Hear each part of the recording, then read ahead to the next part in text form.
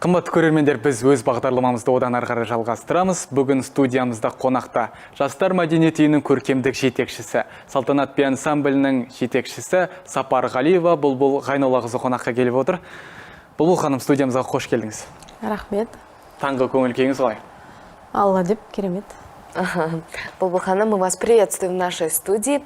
Для начала расскажите, пожалуйста, о себе и что для вас танцы?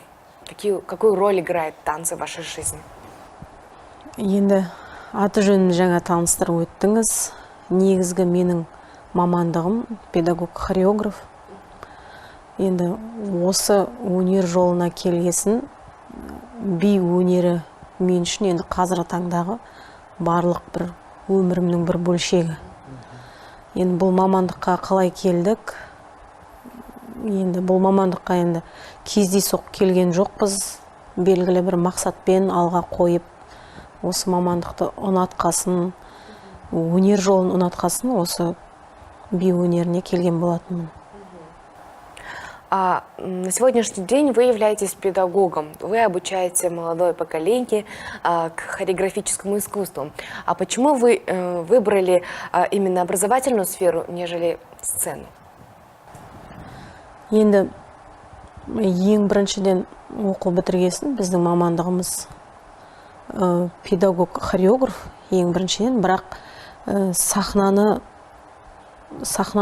өнер жолында жүрген жоқпын дегеннің сөз емес ол. Мен өзім осы педагогика саласымен бірге сахнада Назерке халықтық би ансамблі бар. Қазіргі таңда білетін боларсыздар, Ғарифолла Құрманғалиев атындағы облыстық филармониясының халықтық би ансамблі. Сол ансамбльдің құрамында мен 13 жылдай как артистка ретінде жұмыс жасадым. Бірақ педагогика саласын бірге алып жүрдім.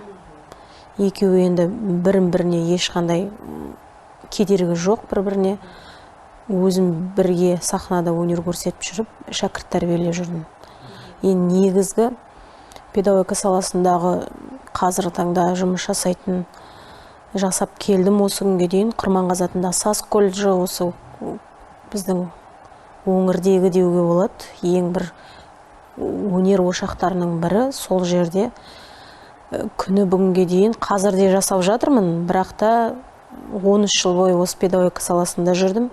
Енді қазір осы былтырдан бастап сәл өзімнің бағытымды өзгерттім деуге болады, бірақ мәдениет саласынан көп ондай алшақтаған жом. Былтырдан бастап осы қаламыздың Жастар мәдениет үйі бар, сол жерде көркемдік жетекші қызметін атқарып келемін. Сонымен қоса осы біздің Жастар мәдениет үйінде Салтанат би ансамбль деген үлкен қалалық ансамбль бар. Осы Орал қаласының мәдениет тілдер дамыту бөліміне қарасты 2018 жылы осы ансамбль құрылған болатын. Сол жерде қазіргі таңда жетекшілік етемін. А легко ли управлять ансамблем? Какими качествами должен обладать руководитель? Ең бірінші жетекші енді ұжыммен жұмыс жасай білу керек. Себебі ансамбльдің құрамында бір адам емес, бірнеше адам. Әртүрлі жас категориясы. Енді біздің қазіргі таңдағы ансамбльдің құрамының көпшілігі осы Құрманғазы атындағы саз колледжін бітірген және қазіргі таңда оқып жатырған студенттер. Сондықтан студенттер дегесін олардың жастары әртүрлі болады. Жаңағы 18 жасы бар, 20 жасы бар. Әртүрлінің, әрқайсының ойлау өзінің ерекшеліктері бар. Кей кезде болады, енді студенттер шақырып алған кезде кәмелеттік жасқа толмаған студенттер кездеседі арасынан. Сондықтан әр жастағы адамдармен жұмыс жасау үшін ең бірінші ойлаймын, жетекшіде жаңағы ұжыммен жұмыс жасай алатын өзінің бір качествосы болу керек. А как вы отбираете танцоров для своего ансамбля? Негізгі талап енді би өнерінен хабар болу керек, міндетті түрде осы сала бойынша білім алып жатыру керек, немесе бітірген студент болу керек. Себебі деген бізде кәсіби тұрғыдағы ансамбль болғасын, енді кез келген жай ғана бір кружокқа немесе бір қалада бір ансамбльдерде билеп жүрген адамдарды ала алмаймыз, олардың екеуінің деңгейі екі түрлі болады. Сосын ансамбльге алғанда бойлары бірдей қылып аламыз қыздарды, біріне бірі ұқсатып аламыз, екеуі екі түрлі болмау керек. Кей кезде болады, әртүрлі болады ғой адамдар, біреуі сарғыш келеді, біреуі қара торы келеді. Енді дененің түстеріне дейін бірдей қылып алуға тырысамыз, себебі сахнада деген ансамбль ұжым болғасын барлығы біріне бірі ұқсау керек, бір-біріне үндестік болу керек ансамбльде. Енді екіншіден әрине жауапкершілік болу керек, себебі өнер жолында, тем более хореограф мамандығында өте қиын алып жүру, себебі қыздардың жағдайлары әртүрлі болады. Олар 1-2 жыл билейді, 3-ші жылы тұрмыс құрады, 4-ші жылы жаңағыдай ана атанады, содан кейін қайтып ансамбльге оралады деген сияқты. Енді бір жауапкершілік болу керек. Себебі біздер ансамбльге келген қыздарды сол басында бастапқысы ұжым қалай келді, солай ұстап қалуға тырысамыз, себебі әр жылда ансамбльдің құрамы ауысқан, бізге де тиімсіз, себебі жаңағыдай ведь нужно заново обучать человека. Әрине, кәсіби тұрғыда оларды үйретіп келіп жаңа шыңдалғанда кейбіреулері жұмыс барысымен ауысып кетеді, кейбіреулері жаңа тұрмысқа шыққаннан кейін қайтадан сахнаға оралмай қалады. Сондықтан ең бірінші жаңағы жұмыс жасағын келе ме, жасай аласың ба, жауапкершілікті сезінесің ба, себебі деген сахнада жүрген адамда график жоқ ешқандай. Таңертең концерт болуы мүмкін, кеште концерт болуы мүмкін, гастроль болуы мүмкін. Оны қазір таңда жаңағыдай үлкен жауапкершілікпен, түсіністікпен қарау керек. Бұлбұл ханым, танцы какого направления, какого стиля преобладают в репертуаре вашего ансамбля? Біздің негізгі енді бағытымыз қазіргі таңда халық билері. Себебі халық билері енді біздің өңірімізде енді классикалық би үлкен қарқында дамып деп айта алмаймын. Қазіргі барлық ұжымдардың направлениялары осы халық биі. Біздікіде ең бастысы өзіміздің енді ұлттық биіміз және де халық билері. Бірақ қазіргі таңдағы енді сұраныс деген стилизация дейміз, сұраныс жан-жақтан үлкен концерттерде де басшылық тарапынан да кей кезде халық билері емес, жаңа заманғы, қазіргі заманғы бір жастардың сүйіп қарайтын билері, сол жаққа кішкене осы жақта да көріп жатқан жайымыз бар. Сосын енді мына қазіргі таңда жалғыз біздің Оралда емес, барлық республика көлемінде сахнада өнер көрсететін әншілер қазір ешқайсысы паттан соққысы шықпайды. Барлығы да өздері жалғыздан жалғыз сахнада ән айту қазір уже қалып бара тұрған сияқты. Көбі бишілермен өздері бірге билегілері келеді, соның арасында жүргісі келеді. Осындай жақты да қазіргі таңда бірге билерімізбен бірге алып жүрміз өзіміздің. А выступает ли ваш ансамбль на торжествах, свадеб, на тоях? Билейді ғой, әрине. Оны жасыратын ештеңе жоқ. Хореографтардың қазір хореографтарда билейді, хореограф еместері де тойға шығады. Енді барлығы енді біздің енді менің ойымша кәсіби ансамбльдердің тойларға шығып өнер көрсеткенде тұрған ештеме жоқ. Бірақ кей кезде өзімнің жеке ойым ғой, кей кезде тойларға хореографиядан немесе биден ешқандай хабар жоқ адамдар тойда өнер көрсеткен кезде, сол кезде бір ойлайсың да, сен де тойда жүресің, кәсіби ансамбль.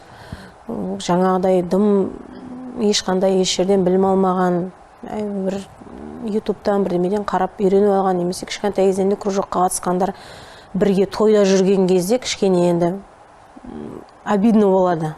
Обидно болады, себебі деген қазіргі таңда енді халық деген халыққа шоу керек, тойға барғанда неше түрлі олардың деңгейлерін көбі көре бермейді. Мысалы кәсіби ансамбль ма, олар жаңағыдай сырттан келгендер ма, енді мен өзім ойым ғой, болашақта мысалға кәсіби ансамбльдер осы біздің Оралымызда саусақпен санап аларлықтай, солардың деңгейімен жай ғана тойда жүретін бір шоу-би ансамбльдер деп атайды қазір таңда, солармен бір халықта басқаларда шатастырмаса деген ниеттеміз ғой. Себебі біздер олар біздің деңгейімізге жетпейді, біздер оларға ол екеу екі түрлі нәрседе. Сондықтан тойларға қазір таңда ансамбльдің ұжымдары шығады. Енді біздер ол кезде бір салтанат би ансамбль деп шықпаймыз, әр қайсысы өздері топтасқан. Енді тойда да ақша табудың көзі ғой, енді қазіргі жастарға соған бейімделді. Ол дұрыс деп ойлаймын, бір жаңа еңбек, ешкімнің ештеңені тартып алып отырған жоқ, барып еңбектерін билеп, сол еңбектеріне ақыларын алып жүреді. Қазіргі таңда карантин уақыты болғаны белгілі. Сол осы карантин уақытында ансамбльмен жетекшілік қалай өтті? Енді түгелдей тоқтатып тастадық деп айта алмаймыз. Себебі деген қазіргі таңда біздер енді жастар мәдениет үйі болғасын, осы қаламыздағы барлық мәдени шараларға бірден бір тікелей көп жауап береміз. Осы қалада болып отырған іс-шаралардың көпшілігіне барлығында ұйымдастыру жағынан да, сол концерттің өту барысына да көбіне атсалысып жүреміз. Сондықтан мына карантин уақытында барлығы үйде отырып ешқандай еңбек еткен жоқ деп айта алмаймын. Енді біздің жастар мәдениет үйінің мәдениет бөлімінің парақшасын қарап отырсаңыздар, ешқандай карантинге қарамастан кез келген жағдайда жұмысымызды жасап келдіміз. Енді бұрынғыдай халықтың алдына шығып билеп жатырған жоқпыз, үлкен сахнада тағы қошамет көрсетіп, ол да болып отырған жоқ, бірақ жұмыс тоқтаған жоқ. Қалай болды, енді кішкене ертең физический дейді ғой, хореографтарда енді өне бойы занимация етіп, дайындалып келіп, резко тоқтап қалған, ол да жаман. Енді ертең мына Алла осы індеттен аман есен шықсақ, қайтадан формаға кіріп, қайтадан сол дайындықтар басынан енді басталады. Бірақ мына карантиннің ешқандай бір зияны болған жоқ, енді тап бір минусы болды деп айта алмаймын. Булбул ханым, вас благодарим за очень интересную беседу. Желаем вам творческих успехов, талантливых учеников и, конечно же, вдохновения. Рахмет көп-көп. Булбул Гайнуллақызы, студиямызға келгеніңізге үлкен алғыс білдіреміз. Біздің экранда тамашалайтын көрермендерімізге таңғы тілегіңіз болса. Енді барлық көрермендерге, осы халқымызға деп айтайын, Оралдағы енді қазіргі таңда барлығымызға жағдай белгілі. Сондықтан тек қана жақсылыққа сене білейік, аман есен осы бір індеттен өтіп, тағы да бір жарқын күндеріміз көп болады деген. Енді жалпы қазақ халқы көп нәрселерге сенетін халықтың бірі ғой. Сондықтан барлығы жақсы болады дегенге сенейік. Күндеріңіз жақсы өтсін.